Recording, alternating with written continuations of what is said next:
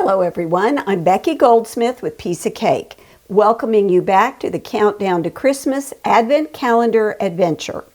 I promised in the fourth video that I would show you how I put my Advent calendars together, and I've got some tips for you.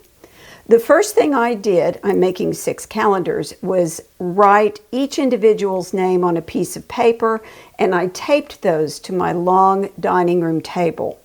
Then I pulled out the bags of supplies that I'd gotten for each one and put those bags next to the names taped to the table. I had presents for each individual that were specific to that person. Then I also had a lot of candy and nuts and that sort of thing that was going to be divvied up between the bags. So I kept the person-specific items next to the names, and I pulled the candy out in a pile that I could reach into as the bags got filled. There are 24 bags for each Advent calendar, and they're numbered.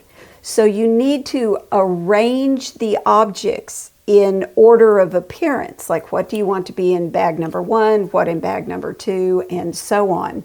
Once you see the person's specific presents laid out and you can tell where you've kind of got holes and you're going to have days that need something extra, that's where the candy and the nuts and whatever other things like that come in. I had help. My daughter-in-law's mother, Judy, came over and she helped, and it was really great because it was our grandchildren, her daughter, my son, and my other son who were receiving Advent calendars. So she helped me think through the order of the presents for each individual and where to put specific kinds of candy, because not every person liked every kind of candy that we bought. The easiest way that I found to go about filling the bags was to, as I said, get each day's present in order laid out. Then I put those presents inside the bag, and I put the tag with it.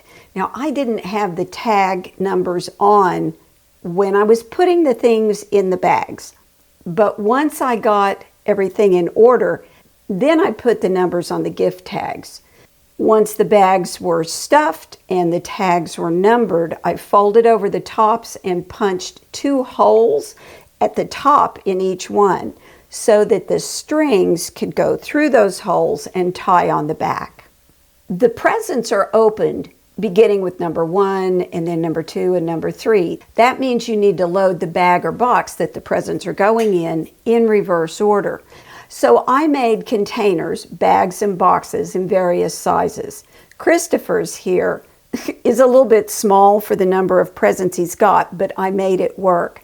Here are my finished stuffed Advent calendars. You can't really see Jeff's in the back because I packed his in a box that closes that can go inside another box to ship to him in New York.